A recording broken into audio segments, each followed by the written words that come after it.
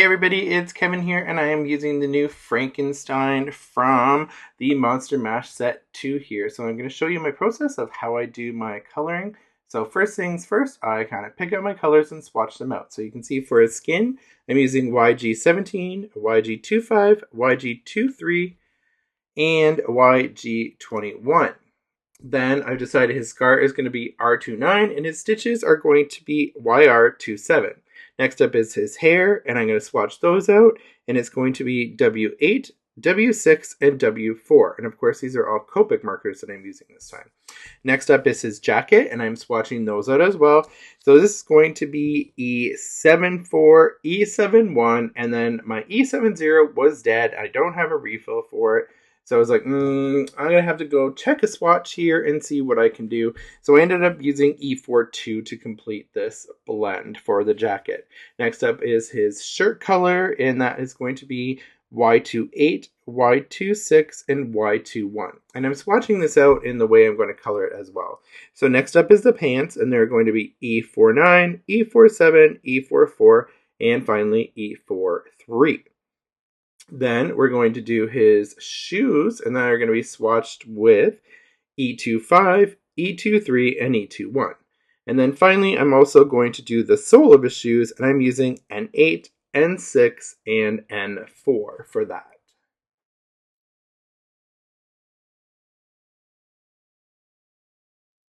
So there's my swatches, and here is our little Frank from the Monster Mash set 2. So we're going to start with his skin first, and I'm going to start with that YG17, and I'm going to go around the bottom of the palms of his hands here on both sides. And I needed reading glasses now to make sure I can see everything. So yeah, that's really fun.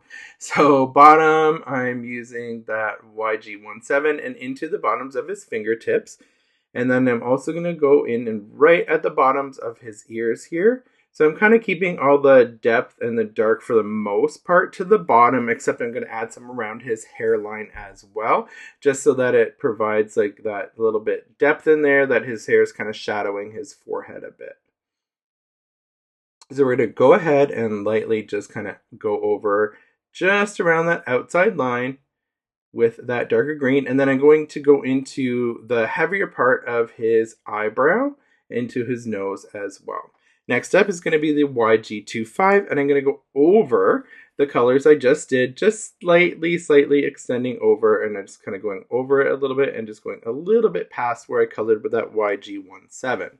And same back into the ears. And then I'm going to add a line at his mouth and a little bit stronger in his nose and add a little bit more to those like furrowed eyebrows he has. Then of course we're going to go extend a little bit further now over the YG17 around his hairline and extend it down a little bit further down his head at the side by his hair there. Now I'm going to also go into his kind of cheekbones in there a little bit. And now I'm going to color the underside of his eyelid on his eye just with that YG25. Next up is going to be the YG23. And we're going to go over the palms of his hands a little bit more, not covering completely, into his fingers, up in the ears, still leaving white spot. And then we're going to now start to extend this color down from where we colored. And we're going to go around his little scar line on both sides. And then we're just going to flick down and cover that in a little bit. And then we're going to go around and give him some depth in his chin and up the right hand side of his face and a little bit into the left. And going a little bit deeper around the eye. So I just kind of hit under the eye a little bit more and go down through the chin. And then I'm going to go right across those thick brows again into his nose and little dabs into that under eyelid. Finally, we're using the YG21, and I'm going to fill in that palm color now, and here's where I'm going to kind of blend everything together just a little bit more, just to make sure everything looks nice and smooth. So again, we're going to go over what we colored with that YG23, and now we're going to start to blend in that forehead. So it is a larger space, so I'm going to go and use some circular motions, kind of counterclockwise and clockwise, and then go around that scar line and just make sure everything looks nice and blended. Now with the YG21, I'm going at the top of his eyelids with only the YG21, then coloring in his ears, and then I'm going around and towards the middle of his face and under his mouth there. And then just making sure everything is nice and blended. So Just try to keep it nice and easy, not too crazy, and just make an easy blend here. So next up, I'm going to color his scar, and we're going to use that R29, and then the stitch is YR27. So here you're going to really want to use just the very tip of your marker and just fill it in very, very gently. And then go back in now with your YR27, and I just filled in that stitch. And of course, you can pick different colors. This is just what I used. Of course, try something new, try something different for yourself. So his hair, W8, W6, W7. I always start with my darkest, do a little bit of the flicks for the hair. So this is the W8 into the bottom at the sides of his hair. And then I come at it from the top as well. So we're creating a little central light point. And then I'm going to come up from where the tips of his hair are. So I'm just kind of going in all those, and I'm just kind of following it the best I can and just doing some like little flicks out. He doesn't have a lot of hair area to color, so you can do it pretty quick. And here I'm just going on the outside of the marker, or sorry, the outside of the image with the side of my marker, just to give that some depth at the top. Now I'm going in with my W6 and just adding that a little bit extended just from where I laid down that W8 first. And then lastly, I'm going to go in with my W4 and I'm going to go fill in that middle spot. And then I'm going to come in from the top and I'm going to fill that in and do a little bit of blending into his hair. So I don't want it too dark. I don't want it too black. So he's well lit, I'm going to call it. So once I have that all filled, I'm going to go back in with my W8 just to add a little bit more depth, a little bit, tiny bit more dimension, just get some of where I had blended some of that darker out, just to add some texture back in there. So that's all you need to do just to kind of finish it off, or at least this is what I did to finish it off anyway.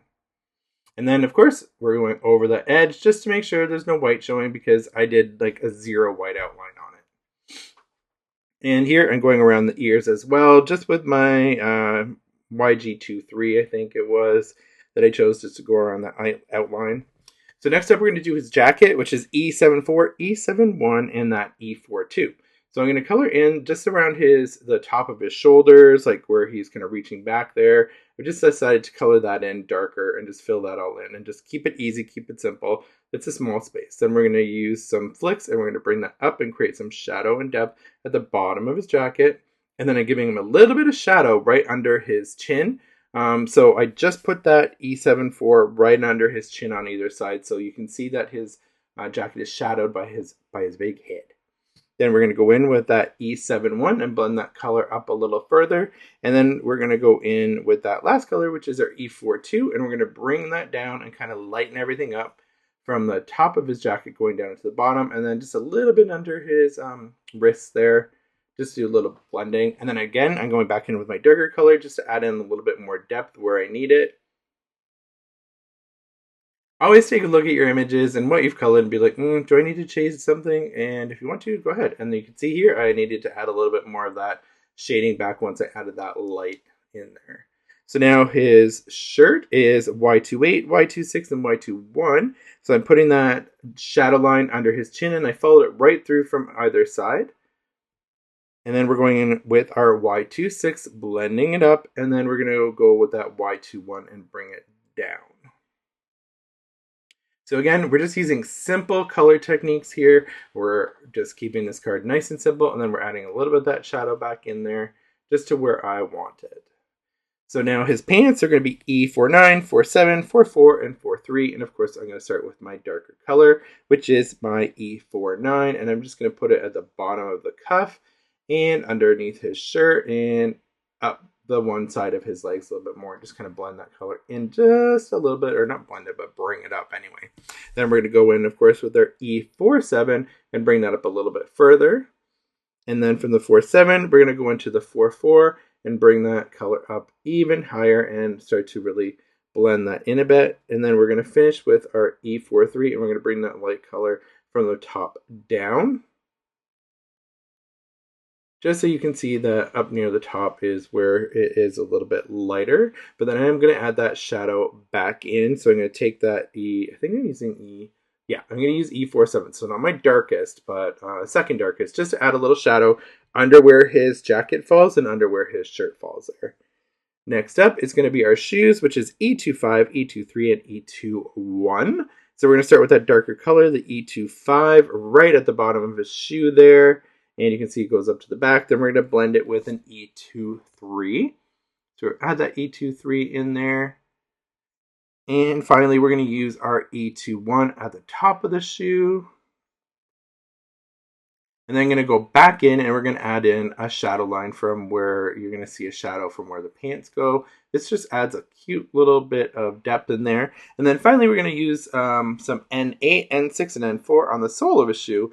And on the left-hand shoe, I'm just using N8 alone. And then we're just adding it a little bit into his right-hand shoe there, or on our right, his left, then going in with that N6. And then finally the N4. And then I'm going to go around and just kind of cover up those white edges. Isn't he looking pretty cute? Next up, we're going to add a background. And again, I decided to keep this so super simple. So I just cut out a piece of an image that was on a 12 by 12 piece of paper. It was just from a paper pad that was like Halloween spooky from, I think I just got it at Michael's last year. And then I had some leftover black glitter cardstock. So I just took some of our Stamp Anniething double-sided tape, put it around the edges of the cardstock that I had cut out because it was kind of perfect because it already was like a frame in itself and kind of had a little bug on it. And had the green, the gold, and I was like, do you know what? This is just perfect for this project. And I just want fast, simple this time. So that's what I did. So I went ahead, put on those double-sided adhesive strips or double-sided tape, and then I used some glue, and I'm going to glue the back on.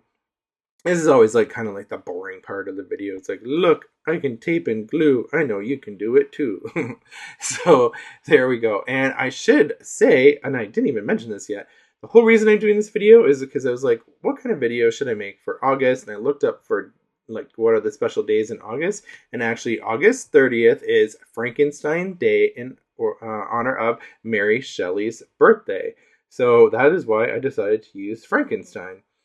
So, yep, Mary Shelley's birthday, it was on August 30th, and of course she is the creator and the writer of the Frankenstein novel.